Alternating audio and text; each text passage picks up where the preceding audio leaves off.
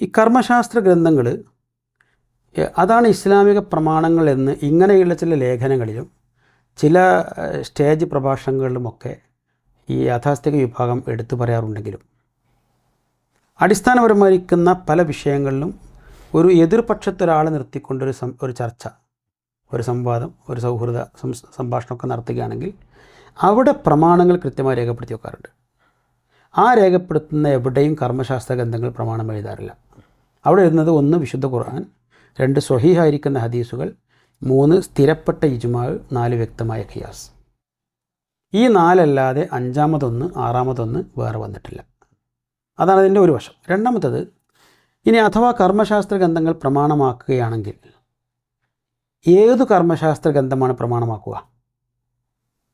ഇസ്ലാമിലെ ഏറ്റവും പ്രധാനപ്പെട്ട ആരാധനകൾ 1-ാം സ്ഥാനത്തേക്ക് നമസ്കാരമാണ്. നമസ്കാരത്തിൻ്റെ വിഷയത്തിൽ പോലും 4 മദ്ഹബിൻ്റെ കീഴിലുള്ള കർമ്മശാസ്ത്ര ഗ്രന്ഥങ്ങൾ ഏകാഭിപ്രായക്കാരാണോ? അല്ല.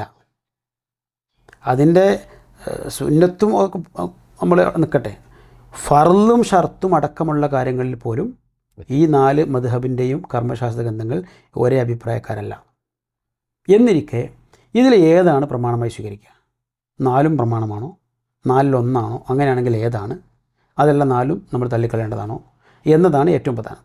അതോടൊപ്പം തന്നെ മുസ്ലിം ലോകം ഇങ്ങനെയുള്ള കാര്യങ്ങളൊക്കെ മുമ്പേ നോക്കി കണ്ടിട്ടുണ്ട്. ലോകത്ത് മൊത്തത്തിൽ ഇസ്ലാമിക പ്രമാണങ്ങൾ എന്താണെന്ന് പറയുന്നിടത്ത് എവിടെയും കർമ്മശാസ്ത്ര ഗ്രന്ഥങ്ങൾ വന്നിട്ടില്ല.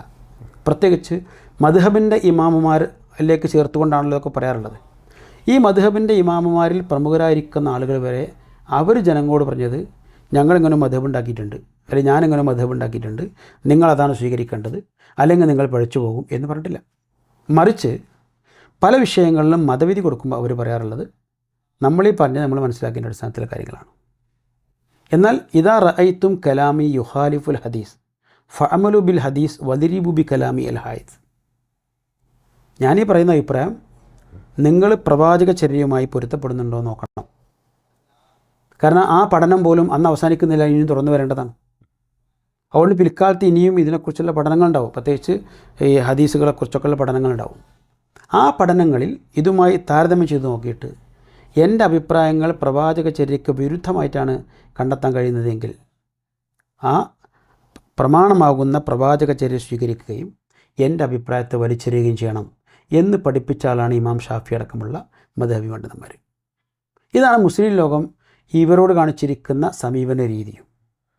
ഇവരൊക്കെ വലിയ മഹാന്മാരായിരിക്കുന്ന പണ്ഡിതന്മാരാണ്, ഇസ്ലാമിനു വേണ്ടി അങ്ങേയറ്റം ത്യാഗം ചെയ്തവരാണ്. അതുകൊണ്ടൊക്കെ തന്നെ അവർക്ക് പരലോകത്ത് വലിയ പ്രതിഫലം കിട്ടും നമ്മൾ പ്രതീക്ഷിക്കുന്നുണ്ട്. അതിലൊന്നും ഒരു അഭിപ്രായ വ്യത്യാസമില്ല. പക്ഷേ എല്ലാവരെയും പോലെ അവരും വഹയില്ലാത്ത മനുഷ്യരാണ്. ആ മനുഷ്യരെന്ന നിലക്കുള്ള സ്വാഭാവികമായ പരിമിതികൾ അവർക്കും ഉണ്ടായിരിക്കും. ആ പരിമിതികൾക്കുള്ളിലുള്ള ചില വിഷയങ്ങളാണ് യഥാർത്ഥത്തിൽ ഈ മദ്ഹബുകൾക്കിടയിലുള്ള അഭിപ്രായ വ്യത്യാസങ്ങളും ഒരിക്കലും യോജിച്ചു പോകാൻ കഴിയാത്ത പല വിഷയങ്ങളൊക്കെ വരാനുള്ള കാരണം. അവിടെയൊക്കെ നമുക്ക് സ്വീകരിക്കാനുള്ള മാർഗ്ഗം ഖുർആൻ പറഞ്ഞ പോലെ ഫൈൻ തനാസഅതും ഫി ഷൈഇൻ ഫറുദ്ദൂഹു ഇലല്ലാഹി വറസൂൽ. ഒരു വിഷയത്തിൽ തർക്കം വന്നാൽ അത് ആദ്യം പരിശോധിക്കേണ്ടത് ഖുർആനിലാണ്, പിന്നെ പരിശോധിക്കേണ്ടത് പ്രവാചക ചര്യയിലാണ്.